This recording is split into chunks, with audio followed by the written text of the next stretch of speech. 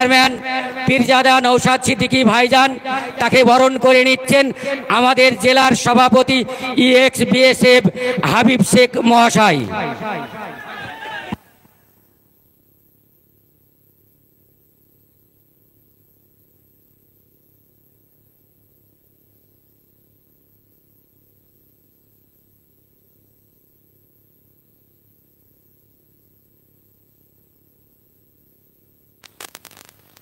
একটু করতালি দিয়ে সহযোগিতা করুন।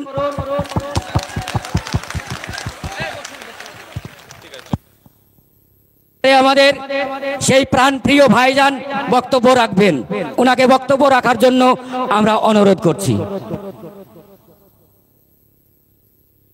হ্যালো হ্যালো ভাই, যারা দাঁড়িয়ে আছেন ওখানেই বসে পড়ুন। আপনাদের ব্যাক সাইডে যারা আছে তাদের অসুবিধা হচ্ছে, ওখানে বসে পড়ুন ভাই। আপনারা যারা চট দিয়ে আছে ভাই, এখানটা ছেড়ে দিন, পিছনে অসুবিধা হচ্ছে। এখানে আপনারা বসে পড়ুন, পিছনে যারা আছে ওদের অসুবিধা হচ্ছে। হ্যালো আপনারা একটু যারা ভলেন্টিয়ার ছাড়া একটু বাইরে করবেন। আর ভলেন্টিয়ার তোমার কি কাজ আছে? ভলেন্টিয়ার ভাইরা তোমরা ওখানে বসে পড়ো, তোমরা বসে পড়ো। ভলেন্টিয়ার যারা আছে হ্যাঁ সরিয়ে দাও, এটা এটা এটা এটা তুলে দাও। ওটা থাক, ওটা থাক, ওটা থাক, এটা সরিয়ে দাও। এটা থাক না,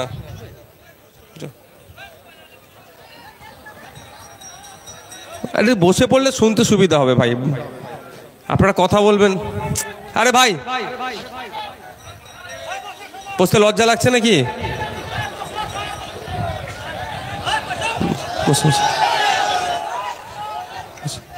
পেছনের দিকে লোকের অসুবিধা হচ্ছে ভাই, একটু বসে পড়ো, সুবিধা হবে।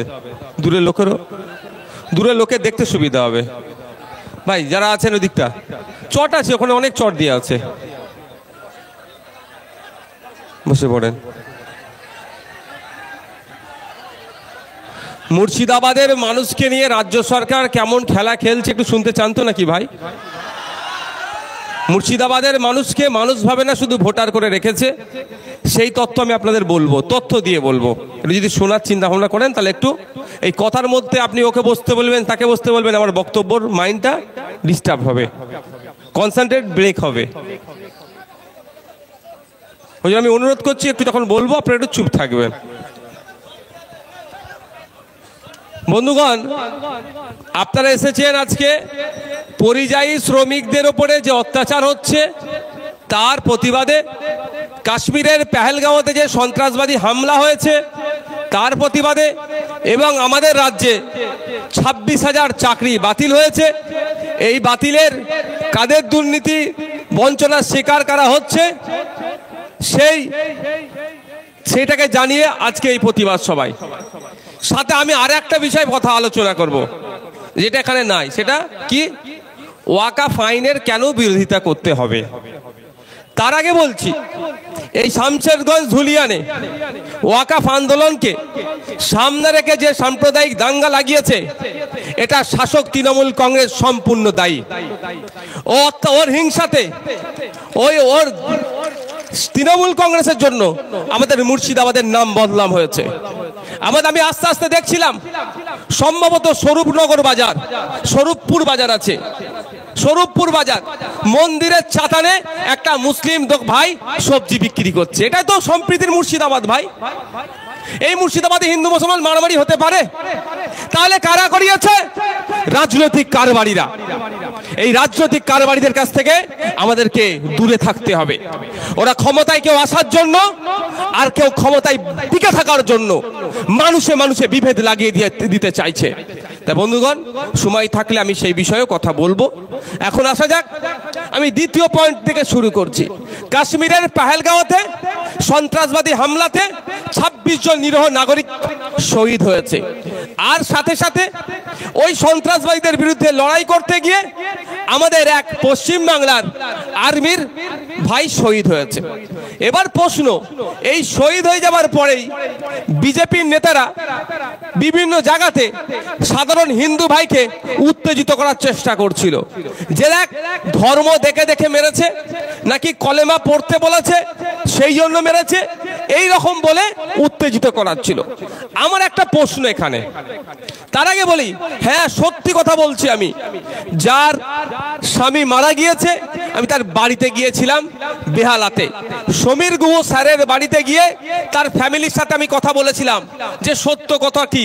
উনিও আমাকে কিন্তু বলেছেন যে তার স্বামীর ধর্ম জিজ্ঞাসা করে মারা হয়েছে। এবার আমার প্রশ্ন এখানে, ভারতবর্ষের ইতিহাসে শিখ হওয়ার জন্য তাকে হত্যা করেছে, ইতিহাস প্রমাণিত। ভারতবর্ষের ইতিহাসে দলিত হওয়ার জন্য পিটিয়ে মেরেছে, প্রমাণিত। ভারতবর্ষের ইতিহাসে আদিবাসী হওয়ার জন্য পিটিয়ে মেরেছে, এটা প্রমাণিত। ভারতবর্ষের ইতিহাসে মুসলমান হওয়ার জন্য পিটিয়ে মেরেছে, এটা প্রমাণিত। কিন্তু ভারতবর্ষের ইতিহাসে এই প্রথম হিন্দু হওয়ার জন্য জঙ্গিরা মেরেছে, এটা প্রথম। ইতিহাসে এরকম কোন ঘটনার সাক্ষী আমরা ছিলাম না।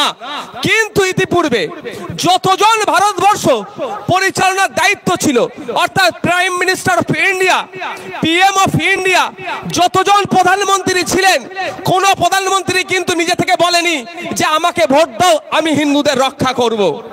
যিনি বললেন আমাকে ভোট দাও আমি হিন্দুদের রক্ষা করব, তারই আমলে হিন্দুদেরকে বেছে বেছে কেন খুন করলো, এর জবাবটা মুর্শিদাবাদের বিজেপির নেতাকে আগে দিতে হবে। এর জবাবটা শুভেন্দু অধিকারীর কাছ থেকে নিতে হবে। এর জবাবটা অমিত শাহকে দিতে হবে। এর জবাবটা মোদীকে দিতে হবে। দিতে হবে না ভাই? আমি বলছিলাম মুর্শিদাবাদের মানুষ আমাকে যদি ভোট দিয়ে ক্ষমতায় বসায়, মুর্শিদাবাদে আমি সুপার স্পেশালিটি হসপিটাল বানিয়ে দেবো। আমি বললাম মুর্শিদাবাদের মানুষ যদি ভোট দিয়ে ক্ষমতায় আমাকে বসায়, তাহেরপুরের ওই বিড়ি শ্রমিকদের জন্য তৈরি করা হসপিটালটা যেটা পড়ে আছে সেটা নিয়মিত পরিষেবা যাতে পায় তার ব্যবস্থা করে দেব। আমি বললাম মুর্শিদাবাদের মানুষ যদি আমাকে ভোট দিয়ে ক্ষমতার মসনদে পাঠায়, মুর্শিদাবাদে ফুল ফ্লেজের ইউনিভার্সিটি দেবো। আর ক্ষমতায় যাওয়ার পরে যদি না করি, তাহলে আমাকে ধরবেন না অন্যজনকে ধরবেন? বলেন, আমাকে ধরবেন তো নাকি? তাহলে যে বললো হিন্দু খাতরে মে হ্যাঁ, हमको ভোট ডালো हम तुम्हारा सुरक्षा देंगे, যিনি বললেন হিন্দু বিপদে আছে আমাকে ভোট দাও আমি তোমাদের নিরাপত্তা দেব, তারই আমলে ভারতবর্ষের কাশ্মীরে ধর্ম দেখে দেখে খুন কেন 26টা আমার হিন্দু ভাইকে করলো, এই প্রশ্নটা আমরা তুলবো আর বিজেপিকে জবাব দিতে হবে।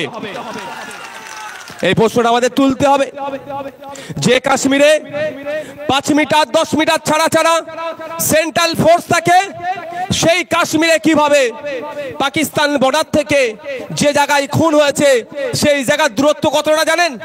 300 কিলোমিটার প্রায়। তাহলে কিভাবে বড় অস্ত্র নিয়ে ওখানে এসে হামলা চালালো? এ প্রশ্ন করবেন না? এগুলো জান। তাহলে গাদ্দার গুলো কারা, কাদের সহযোগিতা নিয়ে পাকিস্তান থেকে আসলো, বিনা বাধাতে আসলো, এসে আমার 26টা নাগরিককে তোমার ধর্ম কি জিজ্ঞাসা করে গুলি করলো, আবার গায়েব হয়ে গেল। কিন্তু ওদেরকে আটকানোর দায়িত্ব কার বলুন আপনারা? সেন্ট্রাল ফোর্সের।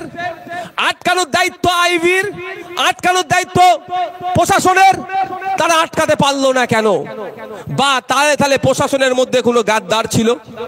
তাহলে আমাদের প্রশ্ন তুলতে হবে, আমার যে নিরহ 26টা নাগরিক হিন্দু ভাইকে যারা খুন করলো, পৃথিবীর যে প্রান্তে থাক না কেন, সে পাকিস্তানে থাকুক, আফগানিস্তানে থাকুক, বাংলাদেশে থাকুক, আট্টাম দাদুর কোলে উঠে বসে থাকুক, খুঁজে বার করে নিয়ে আসতে হবে। নিয়ে এসে ভারতবর্ষের আইনে ফাস্ট ট্র্যাক কোর্টের মাধ্যমে 6 মাসের মধ্যেই ওদের সাজা ঘোষণা করতে হবে। সাজাটা ওই যাবজ্জীবন তাবজ্জীবন নয়, ফাঁসিতে চড়াতে হবে। এই আওয়াজ আমরা এই দমকলের এই মঠ থেকে আমরা তুলছি। সহমত তো নাকি ভাই? যারা আমাদের নাগরিককে মারলো তাদের খুঁজে বার করতে হবে না? তদন্ত হওয়া দরকার আছে না নেই ভাই? সাথে সাথে এটাও তদন্ত করতে হবে কোন গাদ্দারদের জন্য, কাদের সহযোগিতাতে ওরা অত বড় বড় অস্ত্র নিয়ে এসে আমার পেহেলগাঁওতে ঢুকে আমার নিরীহ হিন্দু ভাইগুলোকে মারলো। সেই গাদ্দারগুলোকে খুঁজে বার করতে হবে, তাদেরকেও ফাঁসিতে চড়াতে হবে। সহমত তো নাকি ভাই? কারো সহমত হাত তুলুন তো। সহমত তো নাকি? আমার হিন্দু ভাইকে যারা মেরেছে তাদের বিরুদ্ধে আমাদের লড়াই চলবে কি চলবে না ভাই?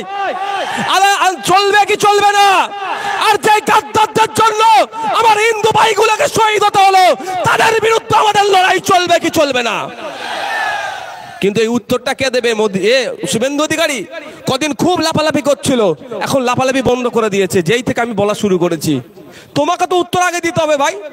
তোমার সরকার বলেছিল হিন্দুকে প্রোটেকশন দেবে, আর তোমার আমলেই, তোমার সরকারের আমলেই আমার হিন্দু ভাই ক্ষতি হয়েছে। উত্তরটা উত্তরাখণ্ডের গরিব মুসলমান দেবে? উত্তরটা কাশ্মীরের গরিব মুসলমান দেবে? এই উত্তর আর দিতে পারছে না। তদন্ত হওয়া দরকার।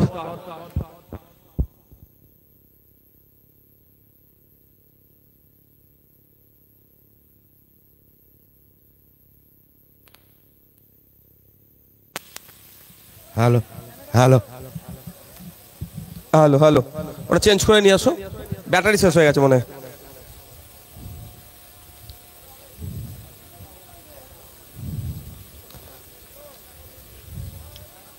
হ্যালো, ঠিক আছে। তো উত্তর তোদেরকে দিতে হবে। এর মধ্যে ষড়যন্ত্র থাকতে পারে তো, এর জন্য এর মধ্যে কোনো তদন্ত সাপেক্ষ তদন্ত করলেই সঠিকটা জানা যাবে, তাই তদন্ত হওয়া দরকার। কিন্তু তদন্তটা করবে কে? 2019 সালে এ আমাদের হাবিব ভাই ইউনিও ফোর্সে ছিলেন, বিএসএফ বর্ডার সিকিউরিটি ফোর্স হিসাবে তিনি দায়িত্ব পালন করেছিলেন। এনারা জীবন দিতে প্রস্তুত ছিলেন বহির দেশ থেকে কোনো শত্রুকে এরা আসছে না আটকানোর জন্য। এদের মতো যারা সিআরপিএফ ছিলেন 2019 সালে, তারা একটা কনভয়ে যাচ্ছিল, ওই সময় কনভয়ে অ্যাটাক হয়েছিল, 40 জন সিআরপিএফ শহীদ হয়েছিল। তখনও মোদিজি বলেছিল এটা হওয়া উচিত নয়, ওটা হওয়া উচিত নয়, হ্যান নয় তান নয়, অনেক গল্প শুনিয়েছিল। 6 বছর হয়ে গেল, এখনো আমরা জানতে পারলাম না কোথা থেকে বিস্ফোরণ আসলো, কে নিয়ে আসলো 300 কেজি বিস্ফোরক নিয়ে এসে আমার 40টা সেনাকে শহীদ করলো। এখনো তদন্ত আসলো না। তাহলে ডাল মে কুছ কালা হ্যায়, এই কালাটাই করতে হবে। হিন্দু হিন্দু ভাই ভাই বললেও আমাদের তিলোত্তমার এখনো বিচার হচ্ছে না, এটা মাথায় রাখবেন। আর এরা বলেছে কি হিন্দুকে বাঁচাতে হবে, হিন্দু বিপদে আছে। কতটা বিপদে আছে? হিন্দু বিপদে আছে না ওদের গদি বিপদে আছে?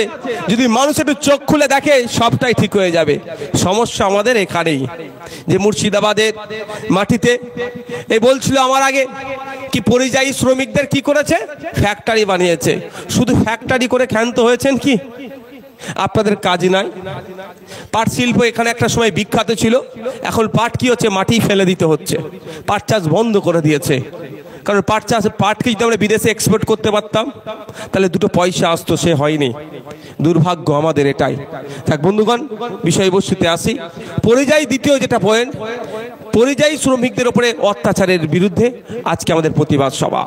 দেখুন, আজ থেকে আমি 3 বছর আগে, 2 থেকে 3 বছর আগে পশ্চিমবাংলার বিধানসভাতে একটা প্রস্তাব রেখেছিলাম যে প্রতিটা রাজ্যে, যে আমাদের রাজ্য থেকে যে সমস্ত শ্রমিকরা ভিন্ন রাজ্যে যাচ্ছে তাদেরকে একটা করে কার্ড তৈরি করে দেওয়া হোক, একটা করে কার্ড দেওয়া হোক।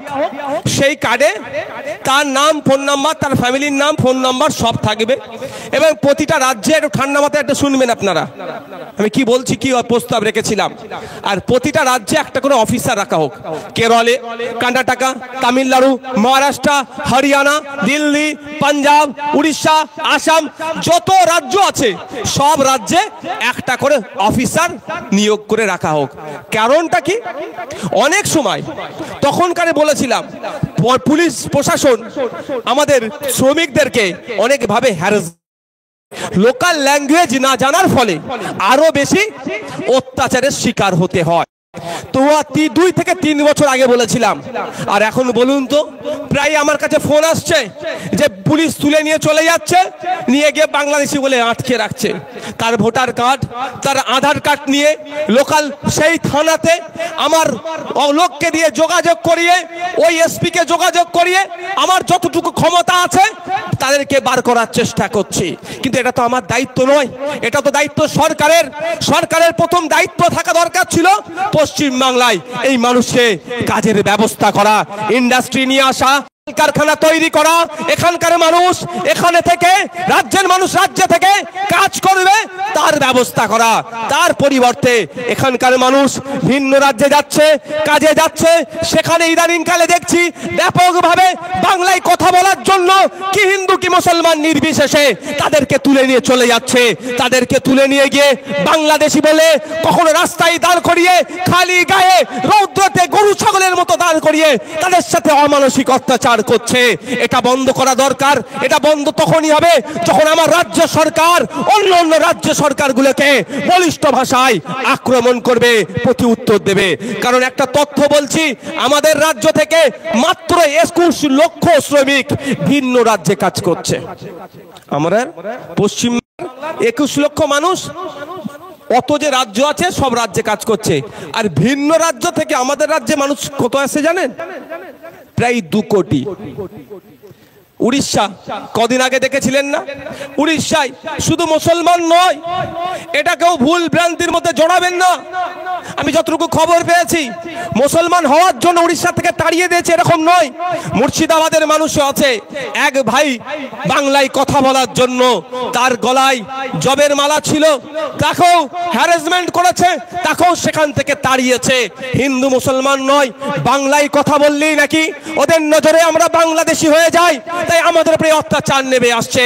আমি রাজ্য সরকারের শ্রম দপ্তরে গিয়েছিলাম, দুর্ভাগ্যবশত মন্ত্রী উপস্থিত ছিলেন না সেই সময়, তার সেক্রেটারিও ছিলেন না, যিনি প্রধান সচিব, তিনি সেই সময় আমাদের দীঘাতে যে জগন্নাথ ধাম উদ্বোধন হচ্ছিল তিনি ওখানে চলে গিয়েছিলেন।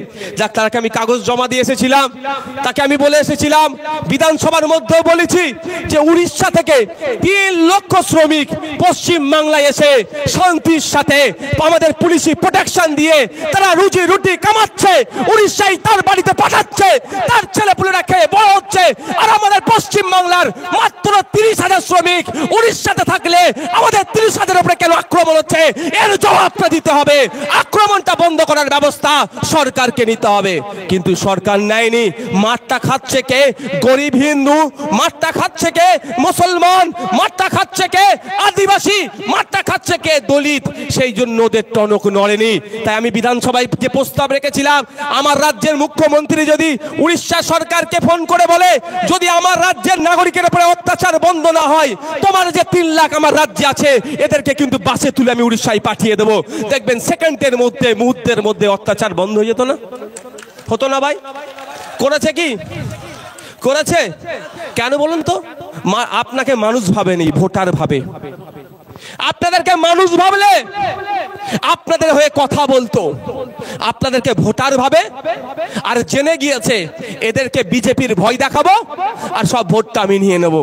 কারণ 2021 সালে এই বিজেপির ভয় দেখিয়ে এবং কিছু প্রতিশ্রুতি দিয়েছিল।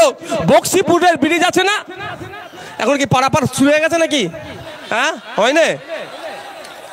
হ্যাঁ, এই ভোট আসছে, এবার একটু দেখবেন মালপত্র পড়তে পারে। তার আগে একটা কথা বলে যায়, তার আগে একটা কথা বলি, এই ভোট আসছে দেখবেন এই কিছু মালজল ফেলতে পারে। এখন তো ক্ষমতায় আছেন আপনারা, আপনাদের সরকার চলছে, পিডব্লিউডি ডিপার্টমেন্ট আপনাদের হাতে, সব দপ্তর আপনাদের হাতে, তাহলে এখনো করছেন না কেন? এখানকার মানুষকে ব্রিজ দিলেও ভোট পাবে আর না দিলেও ভোট পাবে, তো কেন টাকা খরচ করব? যেখানকার মানুষেরকে ভোট পাবো না সেখানে টাকাটা খরচ করি, ওই জন্যই। বুঝতে পারছেন না? ভাঙড়ে দেখবেন এখন উন্নয়নের জোয়ার বইছে, চারিদিকে রাস্তায় লাইট বসিয়ে দিচ্ছে তৃণমূল। ব্রিজ যেগুলো ভাঙা ছিল সেগুলো সব পাকা ব্রিজ করে দিচ্ছে। কেন বলুন তো? গুঁতো দিয়েছে ভাঙড়ের মানুষ 2021 সালে। বুঝতে পেরেছেন? একবার গুঁতো দেন, 2026-এ পেছন দিকে তাকাতে হবে না, দেখবেন উন্নয়নের তখন হয়ে যাবে। বিধানসভায় গিয়ে আমাদের এমএলএরা বলবে এই করতে হবে, বললে আগে করে দে, তাহলে এর পরের বারে কিন্তু আর ভোট পাবি না। ভাঙড়ে তো জ্বালাই পড়ে করে দিচ্ছে, এখন রাস্তায় শুধু লাইট লাইট লাইট। আমিও তো চাইছিলাম ভাঙা ব্রিজগুলো বিধানসভায় যে বলতাম, এখন দেখছি ভাঙা ব্রিজগুলো পাকা হচ্ছে। ভালো তো, ভাঙড়ের মানুষ লাভ। কেন হচ্ছে? ভোটটা সরকারের বিপক্ষে দিয়েছে বলে। আর দেখছে যে এই ভোট আমি পেয়ে যাচ্ছি, কেন কাজ করতে যাবে লাগবে ভাই? যাক আমি ফিরে আসি।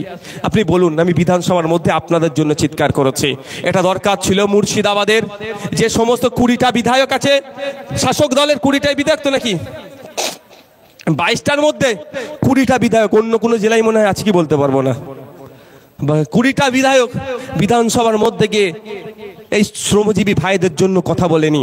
বলা দরকার ছিল যে আমাদের রাজ্যের শ্রমিক উত্তরপ্রদেশে গিয়ে আক্রান্ত কেন হবে, আমাদের রাজ্যের শ্রমিক আসামে গিয়ে আক্রান্ত কেন হবে, আমাদের রাজ্যের শ্রমিক মহারাষ্ট্রে গিয়ে কেন আক্রান্ত হবে, আমাদের রাজ্যের শ্রমিক, আমাদের মুর্শিদাবাদের শ্রমিক বিহারে গিয়ে কেন আক্রান্ত হবে।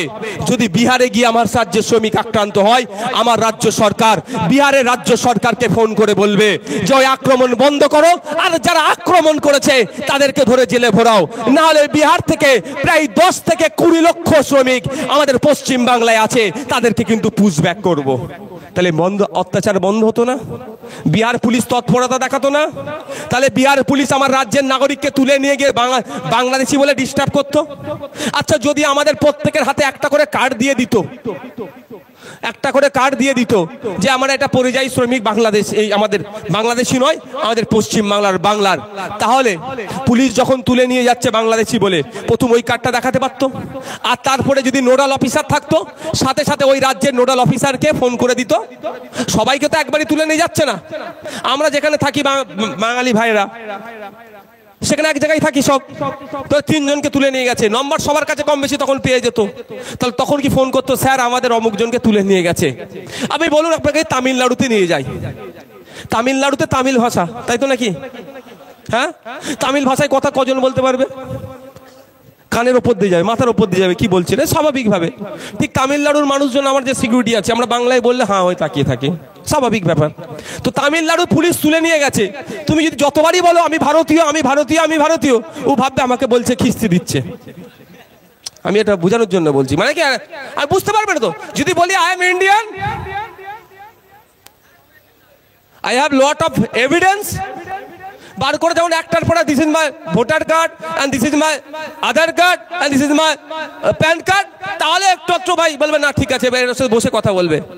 আমি পশ্চিমবাংলার ঘর গো আমার, আমাকে ছেড়ে দাও গো, আমি বাংলাদেশি নই, বুঝতে পারবে কিছু? এই ভাই বুঝতে পারবে? বলবে আমাকে খুব তাহলে গাল দিচ্ছে ধরেছি বলে, বেশি বেশি সেকশন দে। তাহলে এই সমস্যার সমাধান কি হবে? যদি ওই রাজ্যে আমাদের পশ্চিমবাংলা সরকার একটা অফিসার রেখে দিত, যখনই ধরতো সেই অফিসারকে ফোন করলে সে অফিসার কোন থানা, কোন এসপি, সঙ্গে সঙ্গে তার সাথে কন্ট্যাক্ট করে সেটাকে ছেলেটিকে তাড়াতাড়ি ছাড়িয়ে নিয়ে চলে আসতো, তাই তো ভাই? তাহলে রাজ্য সরকার করছে কি? করেনি কেন? আপনাদেরকে মানুষ ভাবে না, আপনাকে ভোটার ভাবে। যদি আপনাদেরকে মানুষ ভাবতো, অনেক আগেই 3 বছর আগে যে প্রস্তাব দিয়েছি, জনগণের স্বার্থে, মুর্শিদাবাদের নাগরিকের স্বার্থে, শ্রমিকদের স্বার্থে রাজ্য সরকার এই ব্যবস্থাটা নিত।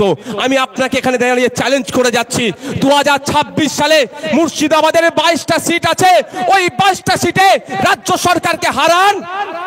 আমি আপনাদের কথা দিচ্ছি, যেই সরকারই আসুক না কেন করতে বাধ্য হবে শ্রমিকদের জন্য। আমি যে প্রস্তাবটা এখানে দিয়ে গেলাম, প্রতিটা রাজ্যে একটা করে অফিসার আপনারা পাবেন, আমি কথা দিয়ে গেলাম আপনাদের। তো ভোটে আপনাকে হারাতে হবে। তো ফ্রি পক্কায় যদি ভোট পেয়ে যায়, আপনাকে তেল লাগাবে? হঠাৎ মমতা ব্যানার্জি ফুরফুরা শরীফে চলে গেলেন কেন বলুন তো? ফুরফুরা শরীফ খেপে যাচ্ছিল ওনার উপরে। অনেকদিন আসেনি, হ্যাঁ আসেনি, তেন আসেনি, সেই 2016-17 দিকে গিয়েছিল। দেখছি যে হাত ছাড়া। ভোটটা হচ্ছে বড় জিনিস ভাই, ভোট বড় জিনিস। ভোটের সময় দেখবেন নেতা আপনার পা টিপে দেবে দরকার লাগলে। এই ভোটটা বলবে কাকা জ্যাঠা ভোটটা দাও না, বলে পাটা একটু টিপে দে, বলে 2বার টিপে দেবো আমি পা, ভোট আমার লাগবে। ভোট বড় বেলা।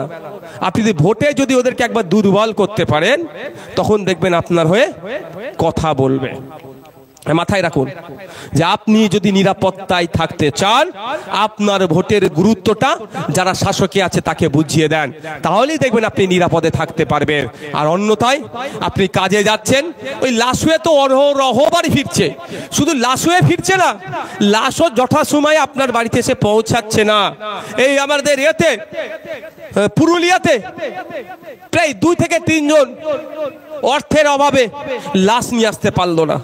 18-19 বছর বয়স ছেলেটি, বোনের বিয়ে দেবে, হিন্দু সমাজ, মহাতো সমাজের ছেলে, বোনের সম্ভবত বিয়ে দেবে, কাজে গিয়েছিল, মৃত্যু জেন্দা অবস্থায় গেল, মৃত অবস্থায় ফিরে আসতেও মা বাবা তার মুখটাও দেখতে পেল না, টাকা নাই আনতে পারেনি। বুঝতে পেরেছেন? আর কিন্তু আপনি যাচ্ছেন, যে ইনকাম করে নিয়ে আসছেন, পশ্চিমবাংলার অর্থনীতির চাকা ঘুরছে, এটা মাথায় রাখুন। আমি একটা কথা বলবো, পরে অন্য বিষয়ে যাব। এই মুর্শিদাবাদের মাটিতে দাঁড়িয়ে মমতা ব্যানার্জি একটা কথা বলেছে, মনে আছে তো নাকি ভাই? কি বলুন তো? যে দিল্লিতে গিয়ে ওয়াকাফ নিয়ে আন্দোলন করো। হ্যাঁ, আমি আপনাদের বলবো, আপনাদেরকে শপথ নিতে হবে। কারা কারা আমার পক্ষে, আগে বলেছি শপথ নেওয়ার আগে বলছি, আমার পক্ষে ভোট চাইবো না। শপথ নেবেন তো? একটা শপথ করাবো। আমি হাত তুলেন, যারা বিপদে কবরস্থান, হাত তুলে রাখুন, হাত তুলে রাখুন। যারা বিপদে কবরস্থান, মাদ্রাসা, মসজিদের জায়গা কেড়ে নেওয়ার বিপদের সময় যারা আমাকে দিল্লিতে যাওয়ার নিধান দিয়েছে, তাদের বিরুদ্ধে 2026 সালে আমাদের ভোটটা হবে তো ভাই? হবে তো? এই মুর্শিদাবাদের মাটি থেকে আমরা মমতা ব্যানার্জিকে বুঝিয়ে দেব যে আপনি আমার বিপদের সময়ে মাদ্রাসা মসজিদে যখন কেড়ে নেওয়ার চেষ্টা করছিল, আপনি আমার পাশে ছিলেন না, তো 2026-ও এই আঙুলটা ইভিএম মেশিনের জোড়া ফুলে যাবে না। হবে তো ভাই? হবে তো? আমার পক্ষে ভোট দিতে হবে না, আমাকে ভোট নিতে লাগবে না, খাম চিহ্নকেও ভোট দিতে লাগবে না। অনুরোধ আপনাদের কাছে, এই 2026 সালের জবাবটা দিতে হবে। আর যেই নির্লজ্জ বিহায়া এমএলএ এমপি গুলো মমতা নগরে বসেছিল, তাদেরকেও জবাব দেবো আমরা। আমি ওদেরকে নির্লজ্জ বিহায়াই বলছি। হ্যাঁ, আমিও কোড আনকোড বলছি, ওদের দম নাই। মমতা ব্যানার্জিকে এটা বলা দরকার ছিল, this is my fundamental rights. আপনি কি কথা বলছেন? আমি প্রোটেস্ট করব, এটা আমার সাংবিধানিক অধিকার, মৌলিক অধিকার, আমার ধর্মীয় স্বাধীনতা। আর আপনি আমাকে আটকাচ্ছেন। আমি ওয়াকাফ নিয়ে কেন বিরোধিতা করতে হবে যদি সময় পাই বলবো, কিন্তু এটা মাথায় থাকবে তো যখন ভোট দিতে যাবেন। এই ভাই, আমি বারবার বলছি, দেখুন আমার কনসেন্ট্রেট ব্রেক হলে আমি,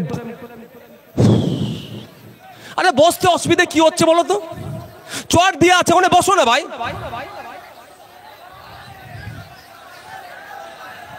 আপনারা চুপ করুন ভাই। ভাই যারা আছে একটু বসে পেছনে রলোকে ভাই। আমার আর কতক্ষণ বকবো? কটা বাজে? একটু আর এনার্জি লস হচ্ছে না তো কারো ভাই রোদেতে? তাহলে একটু একটু ভাই একটু দূরের গুলো একটু বসে পড়েন ভাই, একটু বসে পড়ুন ভাই। ভাই মানে বুঝতে পেরেছেন, যদি আপনাদেরকে ভোটার ভাবতো তাহলে পশ্চিমবাংলার বিধানসভা থেকে না অলরেডি রেজুলেশন পাস করিয়ে নিত, সুপ্রিম কোর্টে মামলা করতো রাজ্য সরকার। ভোটার ভাবেনি, এই আপনাদের মানুষ ভাবেনি, শুধু ভোটার ভেবেছে বলেই আজকে এইরকম আপনাদের সাথে ট্রিটমেন্ট হচ্ছে। যাক, ফিরে আসি। তাহলে পরিযায়ী শ্রমিকদের দুর্দশা থেকে আপনারা তখনই ঘুচবে যখন সরকার সদাত্মক ভূমিকা নেবে। সরকার সদাত্মক ভূমিকা নিচ্ছে না কেন? আপনাকে রেখে দিয়েছে, আপনাকে মানুষ ভাবেনি। যদি আপনাকে মানুষ ভাবতো তাহলে মুর্শিদাবাদ ইউনিভার্সিটি কেএন কলেজকে দিয়ে না। কেএন কলেজের একটা ঐতিহ্য আছে। সেই সময় ভারতবর্ষের যে কটা নামি দামি কলেজ ছিল, প্রথম যে তৈরি যে কটা কলেজ হয়েছিল, সেই সময়কার কলেজ হচ্ছে কেএন কলেজ। একটা লেগেসি আছে, ঐতিহ্য আছে, সেইটাকে একধারে যেমন শেষ করলো, একটা কলেজকে ইউনিভার্সিটি বানিয়ে দিল। আমি এটাও বলছি, কেএন কলেজ বুঝতে পারছে না সে মুর্শিদাবাদ ইউনিভার্সিটির আন্ডারে আছে, না মুর্শিদাবাদ ইউনিভার্সিটি বুঝতে পারছে না আমার আন্ডারে কেএন কলেজ। মানে আমার নেতাকে আমি বুঝতে পারছি না, আর আমি যাকে নেতা বলছি সে ভাবছে আমার নিচের নেতা কে হয়, নওশাদ না অন্য কিছু। মানে পুরো খিচুড়ি বানিয়ে দিয়েছে। কেন? এখানে কারা থাকে মুর্শিদাবাদে? মুর্শিদাবাদে পিছড়ে বর্গের মানুষেরা বেশি থাকে, দলিত, আদিবাসী, মুসলমান সমাজের মানুষ বেশি থাকে। এদেরকে যদি শিক্ষিত করে দিই তাহলে তো এরা প্রশ্ন তুলবে। এদেরকে যদি শিক্ষিত করে দিই, বাবু তোমরা ওই বাসে বসবে না, বাসে বসে নিচে বসতে বলো। এদেরকে যদি শিক্ষিত করে দিই, এরা আমার ভুলটাকে সহজে ধরে ফেলবে। তাহলে কি করতে হবে? অশিক্ষিত করে রাখো। শুধু ইউনিভার্সিটি ফুল ফ্লেজে দেয়, অশিক্ষিত করছে না। আমি আপনাদের চ্যালেঞ্জ করে বলছি, আজ থেকে বাড়ি যান। বাড়ি যাবেন, এখানে এতজন উপস্থিতি আছেন, একজন হাত তুলে বলুন আপনার বুথে নতুন একটা স্কুল তৈরি হয়েছে বিগত 14 বছরে। একজন হাত তুলে বলুন ভাই। বুঝতে পেরেছেন?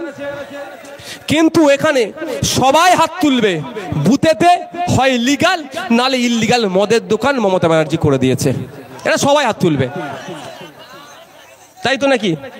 এবার বলুন আপনার উন্নতি কিভাবে হবে? মদের দোকান দিলে উন্নতি হবে না শিক্ষা প্রতিষ্ঠান দিলে উন্নতি হবে? কিন্তু সেটা দেবে না, কারণ এরা চায় না উন্নতি হোক। এরা চায় সব সময় আপনি ওর পায়ের নিচে বসে। নালে কদিন ধরে দেখছেন না ভাঙন নিয়ে খুব চর্চা হচ্ছে, কোন নেতা চুনোপুটি নেতা বারবার বলছে না যে নওশাদ সিদ্দিকীকে হারাবো হারাবো হারাবো। আর আমি বলেছি ওর কথায় আমি কেন পাত্তা দেবো ভাই? ওর নেতার সাথে আমার লড়াই। ও যে বলছে ওর মতো 4-500 নেতা ওই দলে আছে, ওর নেতার সাথে আমার লড়াই। ওর নেতাকে বলুক ভাঙড়ে দাঁড়াতে সাহস থাকলে। তো ব্যাপারটা হচ্ছে এটা নয় আমাকে হারাবে বলে হই হই করছে কেন? শুভেন্দু অধিকারী যে সকাল বিকাল হিন্দু মুসলমানের মধ্যে লড়াই লাগিয়ে দেবে এই কথা বলে বেড়ায়, যে শুভেন্দু অধিকারী রাজ্য সরকারকে জঙ্গিদের সাথে যুক্ত আছে বলে দেখে দিচ্ছে, সেই শুভেন্দু অধিকারীকে হারানোর কথা একবারও বলেছে ভাই? বলেছে? কেন বলেনি? আর নওশাদকে কেন হারাবের কথা বলেছে? এই নওশাদ সিদ্দিকী মুর্শিদাবাদের পরিযায়ী শ্রমিকদের হয়ে কথা বলছে, এটাই আমার অপরাধ। নওশাদ সিদ্দিকী মুর্শিদাবাদের বিড়ি শ্রমিকদের হয়ে কথা বলছে, এটাই অপরাধ।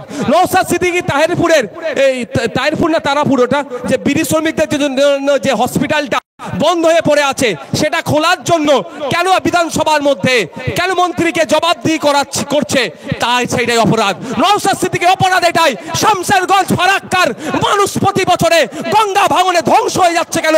গঙ্গা ভাঙন রোধ করতে হবে, কংক্রিটের বাঁধ নির্মাণ করতে হবে, এটা বলাই হচ্ছে আমার অপরাধ। নওশাদ সিদ্দিকীর অপরাধ 26,000 যে চাকরি বাতিল হয়েছে ওর মধ্যে 15,000 মতো যারা মেধার ভিত্তিতে চাকরি পেয়েছে অবিলম্বে তাদেরকে স্কুলে ফেরানো হোক, এটা বলাই হচ্ছে আমার অপরাধ। নওশাদ সিদ্দিকী রমজান মাসে ফলের দাম কেন বেড়ে যায় এটা বলাই হচ্ছে আমার অপরাধ। নওশাদ সিদ্দিকীর অপরাধ হচ্ছে এসটি এসসি কোটাতে নন এসটি এসসিরা কেন চাকরি করবে এটা বলাই হচ্ছে আমার অপরাধ। নওশাদ সিদ্দিকীর অপরাধ হচ্ছে কেন মুসলমানের হয়ে কথা বলবে, কেন দলিতের হয়ে কথা বলবে, কেন আদিবাসীর হয়ে কথা বলবে, কেন শিক্ষার কথা বলবে, কেন স্বাস্থ্যের কথা বলবে, কেন জাতীয়তাবাদী মানুষ করে তোলার কথা বলবে, এটাই হচ্ছে আমার অপরাধ। আর আমি যদি ওদের মতো গালাগালি পচলি স্টেজে করতাম, ওই বলতো নওশাদ ভাই দারুণ লিডার।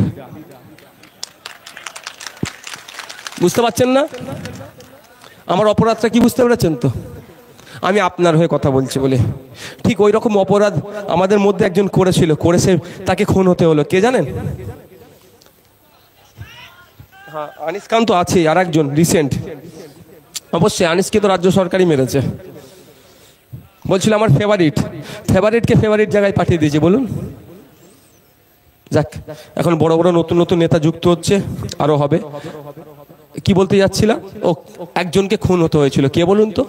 ভুলে গেলেন নাকি? এত তাড়াতাড়ি ভুললে হবে না। তিলোত্তমা কলকাতায় আরজিকর হসপিটালে খুন করেছিল, মনে আছে? ওর ঘটনাটা একটু শুনবেন আপনারা? এটা শোনা দরকার তো নাকি? হ্যাঁ শুনবেন আপনারা। তাকে কেন খুন হতে হয়েছিল? তাকে খুন হতে হয়েছিল এই কারণেই, তার অপরাধটা আমার মতোই ছিল, ও মানুষের হয়ে কথা বলতে গিয়েছিল। তিলোত্তমার অপরাধটা এটাই ছিল, ওই আরজিকর মেডিকেল কলেজের মধ্যে নোংরামি হতো। কেমন নোংরামি? ওই যে ওখানকারের যে মর্গে ছিল, যেখানে লাশ থাকে, সহজে লাশ কাটা ঘর যেটা আমরা বলি, ওইখানে একটু সুন্দর মেয়ে, অল্প বয়সী মেয়ে কেউ মারা গেলে ওদের সাথে নোংরামি করতো এই ডাক্তারগুলো। ভাবে বুঝুন, আপনার আমার বাড়ির মেয়ে কিন্তু ওরা যেন মারা যায়। হিন্দুর বাড়িটা আমার বাড়ির বাইরে কি? মুসলমান বাড়িটা আমার বাড়ির বাইরে কি? আপনার বাড়িটা কি আমার বাড়ির বাইরে? না পাপ্পু চ্যাটার্জি নাকি ব্যানার্জি, পাপ্পু চক্রবর্তীর বাড়িটা কি আমার বাড়ির বাইরে নাকি? এনার বাড়ির মেয়ে কি আমার বাড়ির মেয়ে নয়? আমার বাড়ির মেয়েকে আমাকে যতটা প্রোটেকশন দিতে হবে, এনার বাড়ির মেয়েকে আমাকে অতটাই প্রোটেকশন দিতে হবে। বসুন তো, আমার আপনার বাড়ির মেয়েদের যারা মারা যেত ওই মর্গে থাকতো, এই কিছু কুলাঙ্গার ডাক্তার, তারা ওই মেয়েগুলোর সাথে নোংরামি করে ভিডিও, মৃত মেয়েগুলোর সাথে, ভাবুন একটু, মৃত মেয়েগুলোর সাথে নোংরামি করে ভিডিও করে বিদেশে বিক্রি করতো। আর আমাদের তিলোত্তমা ওর প্রতিবাদ করছিল। আপনি যখন হসপিটালে ট্রিটমেন্ট নিতে যেতেন, ডুপ্লিকেট ঔষধ দিত আপনাদেরকে, এর প্রতিবাদ আমাদের তিলোত্তমা করেছিল। আপনি আমি যখন, আপনার আমার বাড়ির মেয়েগুলো যখন ওটি রুমের মধ্যে ঢুকতো, এরা সেখানে ডাক্তাররা ওখানে মচ্ছব বানাতো, এর প্রতিবাদ আপনার আমার বাড়ির তিলোত্তমা করেছিল।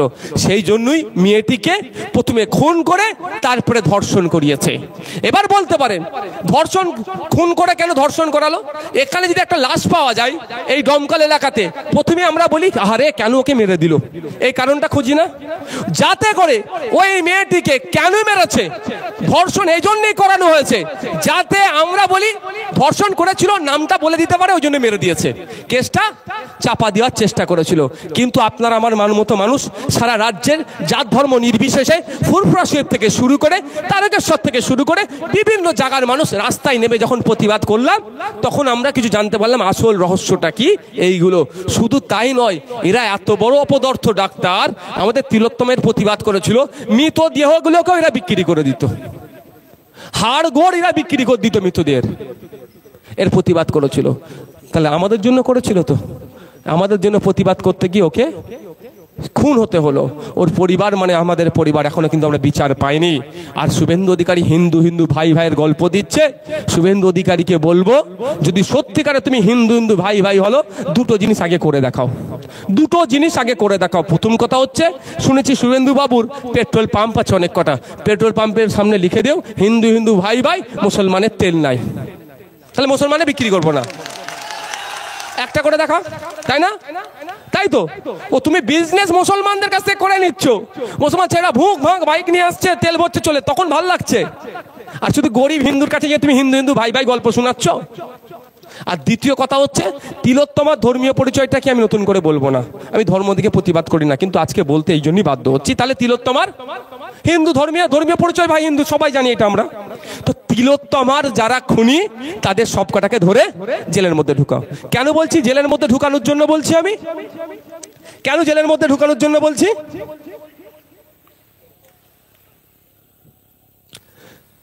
এই জন্যই কলকাতা হাইকোর্ট দেখলো এই মামলাটার যদি রাজ্য পুলিশ অর্থাৎ কলকাতা পুলিশকে যদি দিই তাহলে নিরপেক্ষতার সাথে নাও হতে পারে, সেজন্য এই মামলাটা কাকে দিয়েছিল? সিবিআইয়ের হাতে।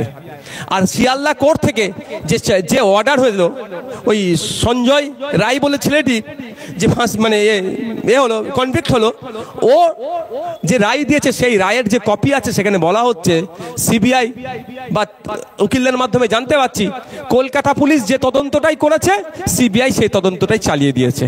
বুঝতে পারছেন? মানে সিবিআই নতুন করে তদন্ত করেনি। তাহলে কেন করেনি? কাকে বাঁচাচ্ছিল? কলকাতা পুলিশ কাকে বাঁচাতে পারে? তৃণমূলের নেতাদেরকে, কারণ কলকাতা পুলিশের হেড যিনি, পুলিশের হেড মন্ত্রী যিনি, তিনি তৃণমূলের নেতা।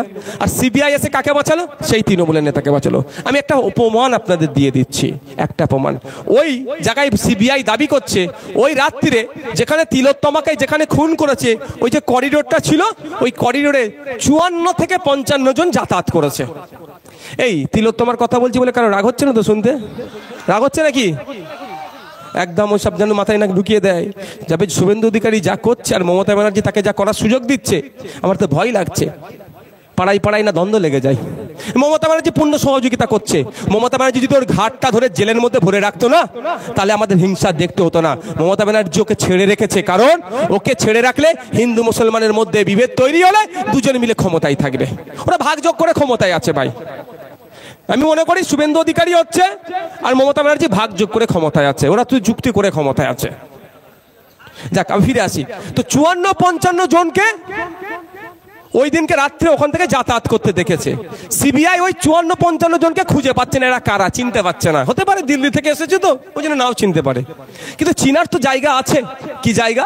যদি ওই 54-55 জনের ছবিগুলোকে সিবিআই তার ওয়েবসাইটে আপলোড করে দিত, সিবিআই তার সোশ্যাল হ্যান্ডেল যত আছে সেখানে আপলোড করে দিত, সিবিআই যদি ইউটিউবার মেনস্ট্রিম মিডিয়াকে দিয়ে দিত, সিবিআই যদি প্রিন্ট মিডিয়া ইলেকট্রনিক্স মিডিয়াকে দিয়ে দিত যে এই ছবিগুলো আপনারা একবার চালান, এইগুলো কার কে কে একটু খুঁজে যদি কেউ পায় আমাদের সিবিআই এই নম্বর দিয়ে দিচ্ছে, এখানে যোগাযোগ করবে। তাহলে এই দমকলের কোনো এক কুলঙ্গার যদি ওর মধ্যে যুক্ত থাকতো, তাহলে আমাদের দমকলের মানুষ চিনতে পারা যেত না। তাহলে সিবিআইকে ফোন করে বলতো তো ওর নাম এই, ওর বাপের নাম অমুক, ওই তৃণমূলের অমুক নেতা, তাহলে ধরা পড়া যেত। তাহলে সেই ব্যাটাকে তুলে ভরে দিত। কিন্তু ওই 54-55 জনের মধ্যে তো তৃণমূলের নেতাদের ছেলে পুলে, ভাই ভাইপো, বড় লোকে সব দামাল ছেলে ছিল। তাহলে তৃণমূলের নেতাদেরকে বাঁচাচ্ছে কে? শুভেন্দু অধিকারীর নেতা অমিত শাহ, তার সিবিআই। এটা বলছি, রেকর্ড হচ্ছে।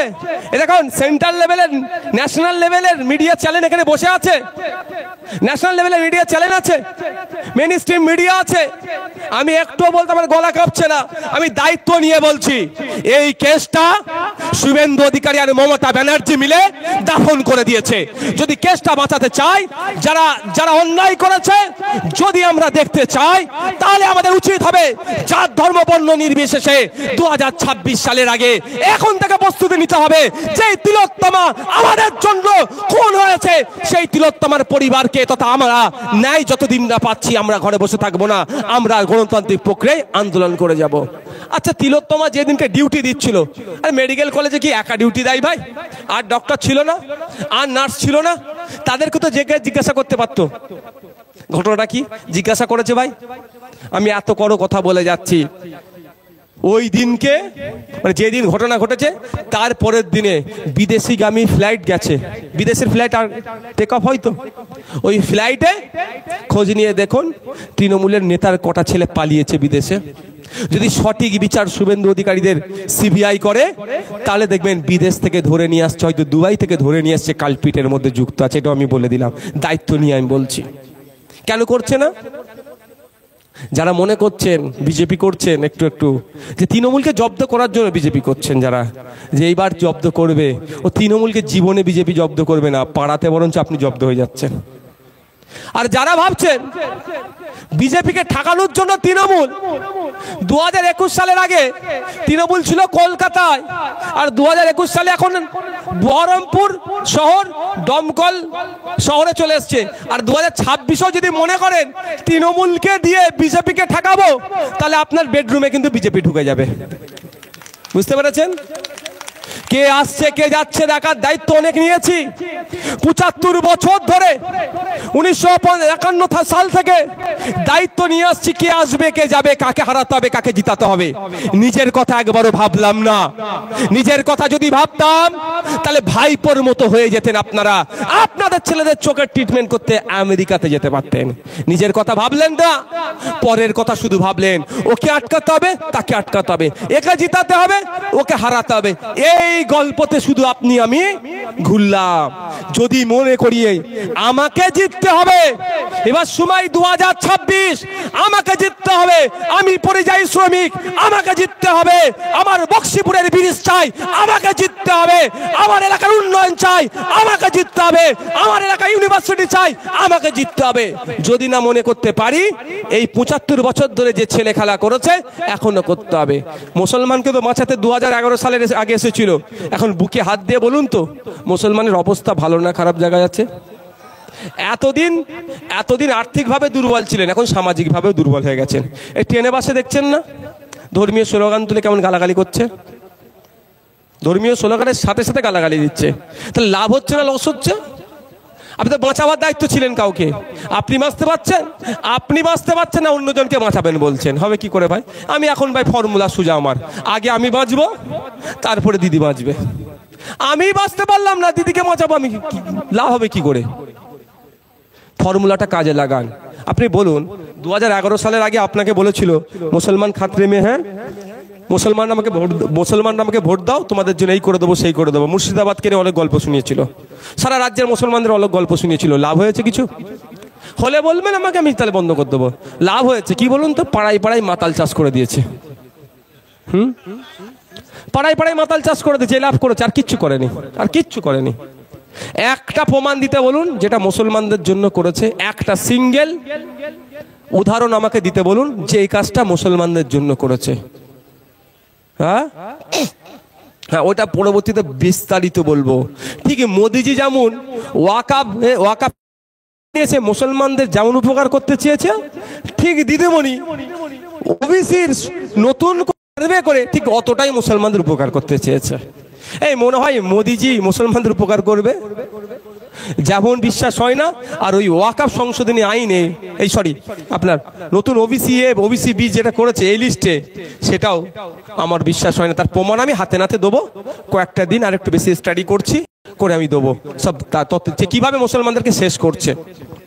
পরবর্তী কোনো সময় এসে দেবো। ফিরে আসি। তো 2011 সালের আগে আপনাকে কি বলেছিল? মুসলমান বিপদে আছে, ভোট দাও, মুসলমানদের বিপদ থেকে উদ্ধার করব। আপনি ভোট দিয়ে দিলেন। কি 2014-তে যেভাবে বলেছিল হিন্দু বিপদে আছে, ভোট দাও, হিন্দুদের বিপদ থেকে উদ্ধার করব। কিন্তু পাপ্পু চক্রবর্তী দা 500 গ্যাসের সিলিন্ডার যেই দামে কিনছে, নওশাদ সিদ্দিকীও সেই দামে কিনছে। তাহলে পাপ্পু দাকে তো বাঁচাতে এসেছিল। অন্তত পাপ্পু চক্রবর্তী দাদার গ্যাসের দামটা 50% ডিসকাউন্ট করে দিক, তাহলে তো হিন্দু বিপদ থেকে উদ্ধার হবে ভাই। তা হয়নি। কি হয়েছে বলুন তো? অমিত শাহজির ছেলে জয় শাহজি আইসিসি চেয়ারম্যান পদে চলে গেছে। জীবনে ব্যাটে বলে হাত দেয়নি, আইসিসি চেয়ারম্যান হয়ে গেছে। আর পাপ্পুদার ছেলের অবস্থা তলনিতে রয়ে গেল। আর আসা যাক আমাদের রাজ্যের মাননীয়া, আমাদের চোখের কি সুরমা, যা যা পাচ্ছে দিয়ে দিচ্ছে। ভালো কথা, দে ভাই, কে বারণ করেনি। আপনাকে বাঁচাতে এসেছিল। চাই 14 বছরে আপনার ছেলের অবস্থা একটু জানতে চাই আমি। আপনাদের ছেলের অবস্থা একটু জানতে চাই আমি। জানিয়ে লজ্জা দেব না। বাড়ি যাবেন, বাচ্চাগুলোকে জিজ্ঞাসা করবেন, ক্লাস 4-5-এর ছেলেগুলোকে ওর ইংলিশে ওর নাম, বাপের নাম লিখে দিতে, আর অঙ্কের বইটা খুলে দিতে বলবেন, অঙ্ক করতে বলবেন। যদি করতে পারে 100টা ছেলের মধ্যে 99টা ছেলে আমি ফেল করবো, আমি দায়িত্ব নিয়ে বলছি। তাহলে কি হলো? আপনাকে বাঁচাতে এলো, আপনার ছেলের ভবিষ্যৎ নষ্ট করলো। আর নিজের ভাইপোরটা এমন লেভেলে চোখের ডাক্তার দেখাতে আমেরিকায় যেচ্ছে, যেখানে আমি শুনেছি, সত্য তার কাছে প্রমাণ নেই, যেখানে ডাক্তার দেখাতে যায় ফিজ হচ্ছে 1 কোটি টাকা।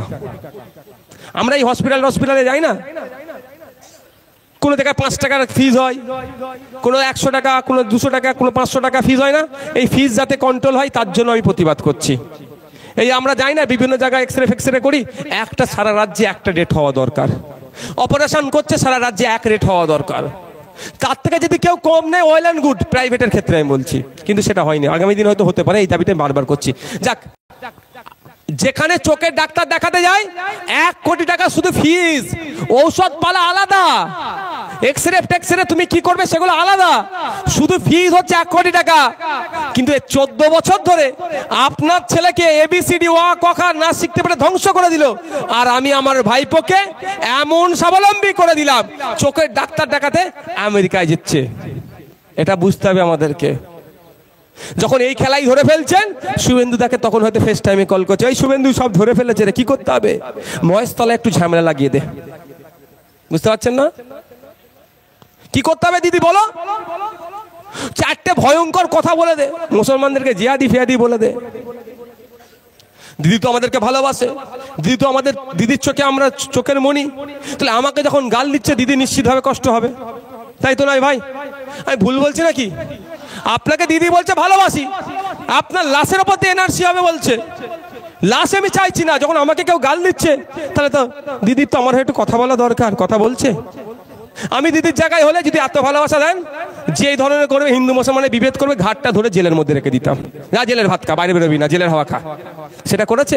কেন করেনি? এই জন্যই করেনি, চোখে দিতে চাষ করাচ্ছে। যখনই মুসলমানরা বলছে এই বিজেপি তৃণমূলের বিরুদ্ধে ভোটটা করতে হবে, তখনই দেখবেন কোনো জায়গায় ছোটখাটো দাঙ্গা লেগে যাচ্ছে। কি হচ্ছে ভাই বলে? পশ্চিমবাংলায় কি গরু খাওয়া ব্যান আছে? হ্যাঁ, আমার হিন্দু সমাজের ভাইরা গরুকে পুজো করে, ধর্মে তাদেরকে তাদের জায়গায় আমি সম্মান দিই। কিন্তু আমি একটা উদাহরণ দিই, বারণ আছে গোমাংস। তাহলে এই 3-4 জায়গায় কুরবানির সময় যখন পশু নিয়ে যাচ্ছিল, তাদেরকে কিভাবে হ্যারাসমেন্ট করেছে, কজনকে ধরেছে পুলিশ? প্রশ্ন করবেন না? যদি ব্যান থাকতো আলাদা জিনিস, কিন্তু এটাকে উত্তরপ্রদেশে গোমাংস ব্যান, কিন্তু উত্তরপ্রদেশ থেকে গোমাংস সৌদি আরবে বিক্রি করা যাবে। উত্তরপ্রদেশ থেকে গোমাংস দুবাই বিক্রি করতে পারবে। আমি নিজে সৌদিতে গিয়ে ইন্ডিয়ান বিফ খেয়েছি, 750 টাকা কিলো। 2000 আমি 12-14 কথা বলছি, তখন 750 টাকা কিলো, ওখানে ইন্ডিয়ান টাকা কিনতে হচ্ছে। আমরা এখানে কত করে কিনি? 100 টাকা, 150 টাকা। মানে এখানে জবা করলে গোমাতা, আর জবা করে সৌদিতে পাঠালে তখন গোমাতা না, তখন ব্যবসা মাথা হয়ে যাচ্ছে। এদের বিরুদ্ধে লড়াই করতে হবে, এটা হচ্ছে বিজেপির কাজ। কিন্তু যারা এইটাকে ডিস্টার্ব করলো, তাদের বিরুদ্ধে কি লড়াই করেছে? তাদের বিরুদ্ধে আইনে তো লড়াই করেছে কি? এটা মাথায় রাখতে হবে। কেন করেনি? এটাকে উত্তেজিত করার জন্যই করেনি। আচ্ছা, শেষ এসছি আমি। শেষে কটা বাজে গো? আমি আর 5-7 মিনিট টাইম নেবো, শুনবেন ভাই? হ্যাঁ শুনবেন ভাই? আর যদি বলে ভালো না লাগে বলে দেবো, আমি শেষ করে দেবো, আমি তাড়াতাড়ি বাড়ি যেতে পারবো। কালকে আমার ভাঙড় যেতে হবে। তাহলে 5-7 মিনিট বলবো ওয়াকাফ সংশোধনী আইনের কেন আমরা বিরোধিতা করছি। এর আগে আমি আপনাদের বলি, এই ওয়াকাফ নিয়ে আন্দোলনটা কিন্তু হিন্দু মুসলমান নয়, এটা মাথায় রাখবেন। এটা আমাদের মধ্যে ভুল বুঝিয়ে দেওয়া হচ্ছে। ওয়াকাফ নিয়ে আন্দোলন করতে তকবির দিতে হবে এরকম কোনো ব্যাপার নয়, এটা আমাদেরকে ভুল বুঝাচ্ছে। বিজেপি এর সাথে যুক্ত আছে ভুল বুঝানোর জন্য। ওয়াকাফটা সংবিধানের একাধিক ধারার উপরে আঘাত এনেছে, সেই জন্য আমরা আগে লড়াই করছি। অবশ্যই মুসলিম সম্প্রদায়ের মাদ্রাসা, মসজিদ, ঈদগাহ, কবরস্থান, মাজার, মকবরা এই সমস্ত জায়গাগুলোকে লুটার চেষ্টা হচ্ছে, কিন্তু শুধুমাত্র মুসলিম ধর্মকে টার্গেট করে আক্রমণ হচ্ছে এটা নয়, এর সাথে সাথে সংবিধানের উপরে আঘাত দিচ্ছে। আর এটা শুধু মুসলমানদের লড়াই, এটা যদি কেউ ভুল বুঝায় এটা তাদের কথাই বিশ্বাস করবেন না। কারণ পার্লামেন্টে যখন আইনি লড়াই, পার্লামেন্টে যখন বিল থেকে আইন হবে এই লড়াইটা যখন চলছিল, সেই সময় ভারতবর্ষের বিভিন্ন তাবর যে এমপি গুলো বিজেপিকে যুক্তি তর্ক দিয়ে কুপকাত করে দিচ্ছিল, তাদের মধ্যে 90% কিন্তু কেউ দলিত, কেউ আদিবাসী, কেউ খ্রিস্টান, নন মুসলিম, এক কথায় 90% এমপি কিন্তু ওয়াকাফ আইনের বিরোধিতা করে পার্লামেন্টে যে আওয়াজ তুলেছে তাদের মধ্যে ম্যাক্সিমাম অর্থাৎ 90% কিন্তু হিন্দু সমাজের অমুসলিম। তারা যদি এটা মুসলমানদের ইস্যু হতো কি দরকার ছিল তাদের? কেন আদিবাসী সমাজের এমপিটা আপনার ওয়াকাফ নিয়ে কথা বলবে? কেন খ্রিস্টান এমপিটা আপনার ওয়াকাফ নিয়ে কথা বলবে? কেন দলিত এমপি আপনার ওয়াকাফ নিয়ে কথা বলবে? কেন হিন্দু এমপি আপনার ওয়াকাফ নিয়ে কথা বলবে? এটা হিন্দু মুসলমানের লড়াই নয়। শুধু তাই নয়, জানেন তো আমি মামলা করে রেখেছি সুপ্রিম কোর্টে। আপনার এখানকার 3টে এমপি আর 20টা এমএলএ, মোট 23 জন, একটাও মামলা করেনি কিন্তু সুপ্রিম কোর্টে। কিন্তু আপনাদের এমপি গুলো প্রতি মাসে মাসে দিল্লি যায়, সুপ্রিম কোর্টের পাশ দিয়ে বেরিয়ে যায়, সুট করে বেরিয়ে যায়, কিন্তু সুপ্রিম কোর্টে ঢুকে একটা মামলা করেনি। আমি মামলা করেছি, এর মাথায় রাখবেন। আমি মামলা করেছি, আমার মামলাতে 7টা উকিল আছে, 7টা উকিলের মধ্যে 4টে উকিল কিন্তু মুসলিম নয়, হিন্দু, এটা মাথায় রাখবেন। সুপ্রিম কোর্টে যে মামলা হয়েছে ওয়াকাফ নিয়ে, এই আইনকে প্রত্যাহার করানোর জন্য যে আইনি লড়াই চলছে, যে সমস্ত উকিলগুলো আইনের দিক থেকে যুক্তি তর্ক দিয়ে কেন্দ্রে নিয়ে আসা এই বিলের আইনের বিরোধিতা করছে, সুপ্রিম কোর্টের চিফ জাস্টিসকে যে বোঝানোর চেষ্টা করছে, যারা বোঝানোর চেষ্টা করছে তাদের মধ্যে 95% উকিল কিন্তু হিন্দু সমাজের, এটা মাথায় রাখতে হবে আমাদের। তাহলে আমার হয়ে কথা বলছে তো, আপনার মসজিদের কথা বলছে, আপনার মাদ্রাসার কথা বলছে, আপনার ঈদগাহকে বাঁচানোর চেষ্টা করছে, কারা তারা বলুন? হিন্দু সমাজের মানুষ। তাহলে আপনি কে ভুল পথে পরিচালনার চেষ্টা করছে? আপনাকে কে বোঝাচ্ছে এটা হিন্দু মুসলমানের লড়াই? আপনাকে কে বোঝাচ্ছে হিন্দুরা নাকি আপনার সম্পত্তি নিয়ে যেতে চাইছে? কে বোঝাচ্ছে? আপনাকে খুঁজে বার করতে হবে। এ বাবু, ওটা মিডিয়ার কাজ, তুমি পিছনে গিয়ে বসো, ওটা মিডিয়া পিছনে গিয়ে বসো। ও আপনারা ওইদিকে যাই, এটা মিডিয়ার জায়গা, তো মিডিয়ার জায়গায় ওনাদের বসতে দিয়েছো কেন তোমরা? মিডিয়ার মানুষকে মিডিয়ার কাজ করতে দাও, চেয়ারটা ওদিকে সরিয়ে দাও। তাহলে আপনাকে বোঝাচ্ছে কে যে লড়াইটা একটা হিন্দুর বিরুদ্ধে? একটা হিন্দুর বিরুদ্ধে নয়, লড়াইটা কার বিরুদ্ধে? বিজেপির বিরুদ্ধে। লড়াইটা ভারতবর্ষে যে সরকার চলছে তার নিয়ে আসা এই আইনের বিরুদ্ধে, এটা মাথায় থাকবে তো ভাই। এবার কেন বিরোধিতা করছি? আরে বাবা,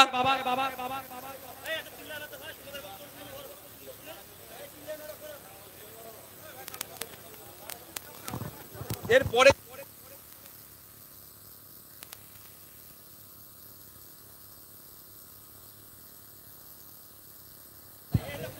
বলেছি কি ম্যানেজমেন্টে রেখেছো তোমরা? কাদেরকে? ভলান্টিয়ার কোথায়? আমি বলেছি বক্তব্যের মধ্যে বকলে আমার মাথা গরম হয়ে যায়। চেয়ারটা পিছিয়ে দাও, চেয়ারটা পিছিয়ে দাও, চেয়ারটা পিছিয়ে দাও, পিছিয়ে বসতে বলো। যাদের ভাই যার যেখানে জায়গা সংরক্ষিত তাকে সেই জায়গাটা দিতে হবে, এটা মাথায় রাখো। যার যেখানে, ইনারাও তো তোমাদের এখানকার প্রোগ্রামটা সারা রাজ্যে ছড়াবে, তো ইনারাদেরও তাদের ভূমিকা আছে, তাদের জন্য আলাদা জায়গা আছে, সেখানে আমি ঢুকে গুতোগুতি করি, এটা আমার ভুল ভাই, এটা মাথায় রাখো। আমরা কেন আইনের বিরোধিতা করছি? ওই আইনে বলা আছে যে 5 বছর আপনাকে প্র্যাকটিসিং ইসলামের মধ্যে থাকতে হবে। প্র্যাকটিসিং ইসলামের সংজ্ঞা দেয়নি। আমি জাস্ট যদি বলি, 5 বছর পরে একটা ইমাম সাহেব গিয়ে বলছে আমি আমার সম্পত্তি ওয়াকফ করব। অফিসার যদি মুখের দিকে তাকিয়ে বলে, ওই তুমি নামাজ পড়ো ঠিকঠাক, উনি বলছে আমি ইমাম সাহেব, আমি নামাজ পড়াই, লোক আমার পেছনে নামাজ পড়াতে, আমি ইমাম, লোক আমাকে ইক্তেদা করে, আর আপনি আমাকে জিজ্ঞাসা করছেন। অফিসার যদি বলে তোমার কপালে দাগ নেই, তুমি ঠিক করে নামাজ পড়োনি, কি করবে তখন? আর নালে প্রতি ওয়াক্ত নামাজ পড়ে ভিডিও করে রাখতে হবে, একটা ভিডিও বসে রাখতে হবে নামাজ পড়ছি প্রমাণ, তাই তো নাকি? তো 5 বছর মুসলমান হতে হবে, প্র্যাকটিসিং মুসলমান, শুধু নামে মুসলমান নয়, প্র্যাকটিসিং মুসলমান হতে হবে। সেই প্র্যাকটিসিং এর সংজ্ঞাটাও দেয়নি। তাহলে যদি বলে যে তুমি ভালো করে নামাজ পড়োনি, তোমার কপালে দাগ নাই, তুমি চলে যাও, তুমি অফ করতে পারবে না। ইমাম সাহেব বাড়ি গিয়ে রাগের চোটে কপালে টেনে হিঁচড়ে কাটাকুটি করে দাগ করে ফেলেছে, হতে পারে না? ছিঁড়ে করে দাগ করে নিয়েছে, গিয়ে গেছে পরের সপ্তাহে, স্যার আমার কপালে দাগ হয়ে গেছে, দেখেন আমি নামাজ পড়ি ঠিকঠাক। অফিসার যদি বলে এই বছরে 29টা রোজা গেল, তুমি তো 25টা রোজা রেখেছো, 4টে তো ফাঁকি মেরেছো, এই প্রমাণ করাতে পারবে ইমাম সাহেব? ইমাম সাহেব কেন, ইমাম সাহেবের বাপও পারবে না। পারবে কি? মেশিন লাগিয়ে টেস্টিং করলে হবে ভাই কিছু? যে রোজার সময় কটা রোজা রেখেছে, কিছু হবে? তাহলে কি হবে? তাহলে আর অফ করতে পারবে না। তাহলে নতুন করে অফ করার জায়গাটা বন্ধ করে দিচ্ছে। এবার আসা যাক, আমার হিন্দু ভাই যদি কোনো মন্দিরের জন্য সম্পত্তি দিতে চায়, আমার খ্রিস্টান ভাই যদি চার্চের জন্য জায়গা দিতে চাই, আমার শিখ ভাই যদি গুরুদুয়ারার জন্য জায়গা দিতে চাই, তাদের কি 5 বছর ধরে এই ধরনের প্র্যাকটিসিং হিন্দু, প্র্যাকটিসিং শিখ, প্র্যাকটিসিং খ্রিস্টান হতে হবে কি? এই আইন আছে? নেই। তাহলে মুসলমানদের জন্য হলো। আর সংবিধানের 15 নম্বর আর্টিকেলে বলা আছে জাত, ধর্ম, বর্ণ, লিঙ্গ, বর্ণ এইসব দেখে কারোর সাথে আলাদা করে বিচার করা যাবে না। তাহলে মোদিজি নতুন ভারতে নতুন আইন নিয়ে এসে মুসলমানদের শুধু জাতের জন্য তার সাথে ইনজাস্টিস করছে না, এই জন্য এর বিরোধিতা করছে।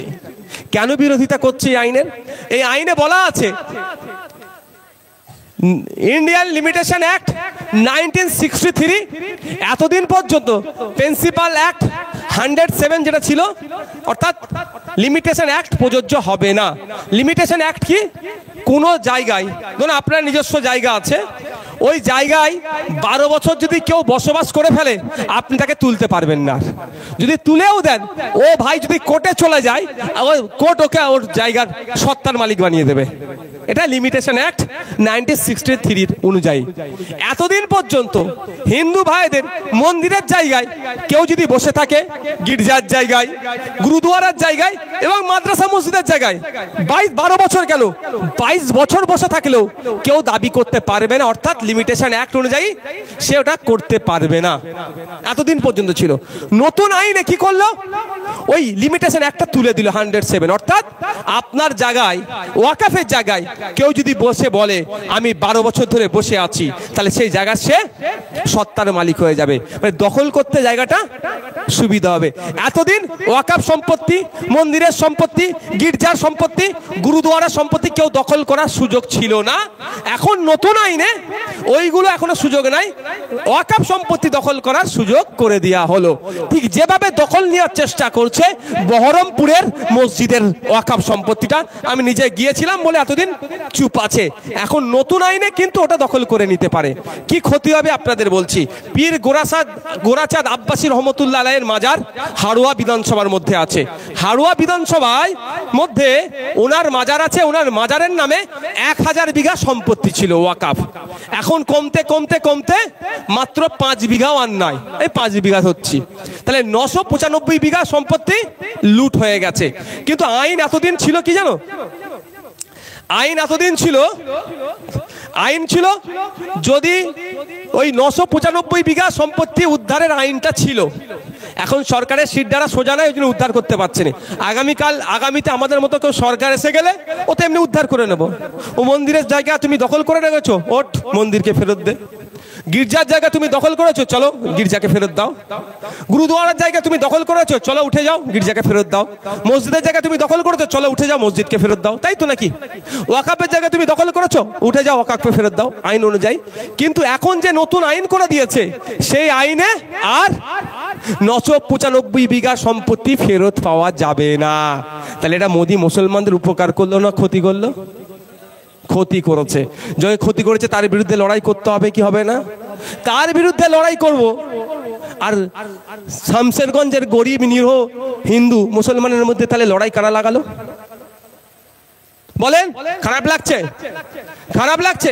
তাহলে ওটা মুসলিম ছেলে গুলিবিদ্ধ হয়ে পড়ে আছে, দুটো হিন্দু ভাই খুন করল, মুসলিম ভাই খুন হয়ে গেল, কে করলো এটা? তাহলে লড়াইটা আমার বিজেপি, লড়াইটা আমার কেন্দ্রের সরকারের আইন নিয়ে আসা আইনের বিরুদ্ধে। পাশের বাড়ির হিন্দু কি দোষ করলো? আমার উত্তর দেন আপনারা। পাশের বাড়ির মুসলমান কি দোষ করলো? উত্তর আছে আপনাদের কাছে? তাহলে আপনাকে আমাকে লড়িয়ে দিচ্ছে কে? অনুরোধ করছি, যত ভোট আগিয়ে আসবে হিংসা বিদ্বেষ তত আমাদের মধ্যে ছড়িয়ে দেওয়ার চেষ্টা করবে। আমরা দীর্ঘকাল ধরে হিন্দু মুসলমান একসাথে এক জায়গায় উঠা বসা করছি, একসাথে খাওয়া দাওয়া করছি, একসাথে আত্মীয়তা সম্পর্ক আমাদের, আর আমরা একে অপরের বিরুদ্ধে রাজনৈতিক কারবারিদের কথা শুনে লড়াই লেগে যাব? ওদের লজ্জা থাকা দরকার। আচ্ছা কোনোদিন দেখেছেন শুভেন্দু অধিকারী আর মমতা ব্যানার্জির হাতাহাতি লড়াই হতে? কোনোদিন দেখেছেন সেলিমের সাথে ফিরহাদ হাকিমের হাতাহাতি লড়াই হতে? অধীর রঞ্জন চৌধুরীর সাথে অভিষেক ব্যানার্জির হাতাহাতি লড়াই হতে? কোনোদিন যখন আমরা দেখিনি। আমরা কে বুথ লেভেলের লোক হাতাহাতি লড়াই করব? যেদিন দেখবো মমতা ব্যানার্জি আর শুভেন্দু অধিকারী হাতাহাতি লড়াই করছে, তারপরে আমরা লড়াই করব। মনে থাকবে তো নাকি ভাই? মনে থাকবে তো? যেদিন মোহাম্মদ সেলিম সাহেব আর ফিরহাদ হাকিম সাহেব লড়াই করবে, সেই দিন আমরাই দরকার লাগলে ঝান্ডা ধরে লড়াই করব। ওনারা এসি ঘরে বসে চা খাবে, একে অপরকে কেমন আছো ভাই, ভালো আছো, এর মেয়ের বিয়েতে ও যাচ্ছে, ওর ছেলের বিয়েতে ও যাচ্ছে, এসি জায়গায় বসে কলকাতার বড় বড় স্টার হোটেলে বিয়ের রিসেপশন করছে, সেখানে গিয়ে গপা গপ গিলে আসছে। আর আমাদের গায়ে চর্বি বেশি হয়ে গেছে, এই গরিব হিন্দু মুসলমান আমরা লড়াই করে মাথা ফাতা ফাটিয়ে জেল খাটছি। গরিব লোক আমরা, আমাদের চর্বি বেশি হয়ে গেছে। তো ভাই একটু কমাতে হবে। তেঁতুল খেলে চর্বি কমে শুনেছি, হ্যাঁ, অন্তত সেইটাও খান। খারাপ লাগছে নাকি কাউকে? এটা একটু মাথায় রাখবে। মজা নেবে, টিভির সামনে বসবে। আবার টিভির সামনে বসে কি করে জানেন অনেকে? আমি যখন প্রথম টিভি চ্যানেলে গিয়েছিলাম, একজন যিনি রিসিভ করলেন, একটি ভদ্র মহিলা নাম ধরে ডেকে বললেন, অমুক এই সাহেবকে একটু করে দাও, করে দাও। আমি তখনও বুঝতে পারিনি। আমি বলছি মানে ওই ক্যামেরা ফ্যামেরা দেয় না, ওই ল্যাপেল না কি সব বলে গো, ওই বুম টুমের জন্য তাকে আমি তাই সেই সব লাগাতে দেবে। দেখি একটা ভদ্র মহিলা হাতে একটা অ্যাটার্জি বাক্সের মতো নিয়ে এসে আমার কাছে হাজির, বললো স্যার চলুন। আমি জিজ্ঞাসা করছি কোথায় যাবো? বলে না একটু মুখে এসব এই করে দিতে হবে। বুঝতে পেরেছেন তো? ব্যাটাগুলো সন্ধ্যাবেলায় না মুখে মেকআপ করে বসে মায়া কান্না কাঁদে হিন্দু আর মুসলমানের জন্য। ব্যাটাগুলো থেকে সাবধান হতে হবে আপনাদের। খারাপ লাগছে? সত্যি কথা বলছি। আমি বললাম আমার ফাটাফুটি যা আছে এতেই চলে যাবে, আমার কিছু মেকআপ লাগবে না ভাই। এরকম করে মেকআপ করে বসে সন্ধ্যাবেলা আপনাকে আমাকে বোকা বানায়। বলে না বোকা বাক্স টিভিকে? বাস্তবিক বলছি, ওরা যা লড়াই করে জানে মনে হচ্ছে এইবার শঙ্কুদেব পান্ডা সাইজ করে ফেলবে জাহাঙ্গীর খানকে। খোঁজ নিয়ে দেখুন কত ভালো সম্পর্ক। যা লড়াই করে এবার মনে হচ্ছে অমুক নেতা না বিজেপি সব কটাকে জেলে ঢুকিয়ে দেবে। কিন্তু খোঁজ নিয়ে দেখুন অমুকের ছেলের বিয়েতে, অমুকের মেয়ের বিয়েতে স্টার হোটেলে গিয়ে এক জায়গায় বসে খাচ্ছে। ভালো কথা তো, সৌজন্যতা ভালো তো, আমিও সৌজন্যতার পক্ষে। ও সৌজন্যতা শুধু কলকাতার এসি অফিসে, আর সৌজন্যতা কেন আমার এই দমকলে হবে না? কেন ভগবানগুলাতে হবে না? কেন শামশেরগঞ্জে হবে না? কেন ধুলিয়ানে হবে না? কেন মালদাতে, মুর্শিদাবাদে, শিলিগুড়িতে, দার্জিলিংয়ে হবে না? সৌজন্যতা করতে হবে আমাদেরকে, লোকাল স্তরের মানুষকে। আজকের পর থেকে অনুরোধ করছি, এবার যদি কেউ লড়াই করার কথা বলে, বলবেন নেতাই নেতাই লড়াই চাই, জনগণ এবার দেখতে চাই। হবে তো নাকি? নেতাই নেতাই লড়াই চাই, জনগণ এবার দেখতে চাই। বলে এতদিন ধরে জনগণ মারপিট করেছে, নেতারা গ্যালারিতে বসে দেখেছো। এবার জনগণ বলছে যে নেতা মারপিট করে জিতে আসতে পারবে তার পাশে জনগণ থাকবে। এবার জনগণ গ্যালারিতে বসবে। তোমরা খেলোয়াড়, তোমরা রিজার্ভ বেঞ্চে বসে থাকবে। আমরা আনকোড়া প্লেয়ার, আমাদেরকে নামিয়ে তুমি মাথা ফাতা ফাটানোর পা ভাঙার চেষ্টা করছো। তোমরা তো খেলোয়াড় নাবো না, তোমরা ভালো করে খেলো না। হবে তো ভাই? এটা মাথায় রাখবেন। তবে একটা কথা বলি 2026 সালে আমরা কিন্তু মুর্শিদাবাদের বেশ কিছু জায়গায় সিট দেবো। দমকলটাও কিন্তু আমাদের সিটের মধ্যে আছে। আশা করছি সহযোগিতা পাবো তো? সহযোগিতা পাবো তো? সহযোগিতা পাবো তো ভাই? সহযোগিতা হবে তো? দায়িত্ব নিয়ে ভোট করাবেন তো ভাই? শুধু আপনারা নয়, আপনাদের পাড়া প্রতিবেশী আত্মীয় স্বজন যারা আছে তাদেরকে বলবেন এই বক্সিপুর ব্রিজ সত্যিকারের যদি তুমি চাও বিধানসভায় গিয়ে বারবার চিৎকার করতে হবে।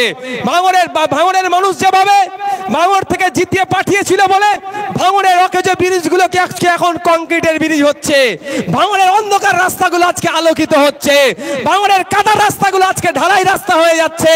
তাই যদি দমকলের মানুষ তোমাদের উন্নতি চাও 2026 সালে শাসকের বিরুদ্ধে ভোট দাও, খামচিহ্ন ভোট দিয়ে খামচিহ্নকে বিধানসভায় পাঠাও, তাহলে এগুলো কমপ্লিট হবে।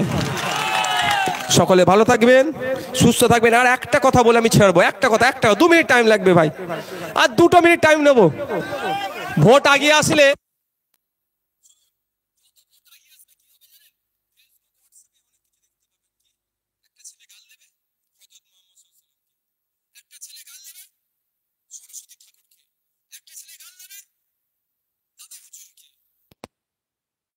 কালী ঠাকুরকে এই ধরনের হতে পারে।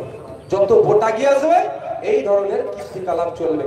আর আপনি আমি ধার্মিক, পাপ্পুদার ছেগে উঠবে, নওশাদ সিদ্দিকী ছেগে উঠবে, দাদা হুজুরকে গাল দিয়েছে, পাপ্পুদা বলে কালী ঠাকুরকে গাল দিয়েছে। চলো দেখি তো ব্যাটার কত সাহস। পাপ্পুদা আসবে আমার পাড়াতে, আমি যাবো পাপ্পুদার পাড়াতে, দাঙ্গা লেগে যাবে, তাই তো? এটা কারা চাইছে? রাজনৈতিক কারবারিরা। একদম ওই ফাঁদে আপনারা পা দেবেন না। যখনই আপনাদের নজরে আসবে, চাই ইসলাম সম্পর্কে, চাই হিন্দু দেবদেবী সম্পর্কে কেউ খারাপ মন্তব্য করেছে, আপনি একজন দায়িত্বশীল নাগরিক হবেন, হয়ে আপনার কাজ কি হবে? লোকাল থানায় তার বিরুদ্ধে একটা কমপ্লেন করা। সে ইসলাম সম্পর্কে বলুন আর হিন্দু সম্পর্কে বলুন বা ভিন্ন ধর্ম সম্পর্কে বলুন, লোকাল থানায় তার বিরুদ্ধে কমপ্লেন করে কমপ্লেনের কপি আপনাদের মাধ্যম দিয়ে আমাদের দেবেন। সেই কুলাঙ্গারকে, সে যদি ইসলাম ধর্মকে বলুন বা হিন্দু ধর্মকে বলুন, সেই কুলাঙ্গারকে আমরা কি করবো? থানার মাধ্যমে, প্রয়োজনীয় কোর্টের মাধ্যমে তাকে আমরা জেলের ভাত খাওয়াবো। আমাদের মধ্যে সম্প্রীতি বিনষ্ট করার চেষ্টা, তাকে আমরা সফল হতে দেব না। মাথায় থাকবে তো নাকি ভাই? সকলে ভালো থাকবেন। আচ্ছা, মুর্শিদাবাদের মাটি থেকে যেহেতু ওয়াকাফ আন্দোলন নিয়ে করতে দেবে না বলেছে, এখানে একটা স্লোগান হোক, হ্যাঁ, ইনকিলাব ইনকিলাব।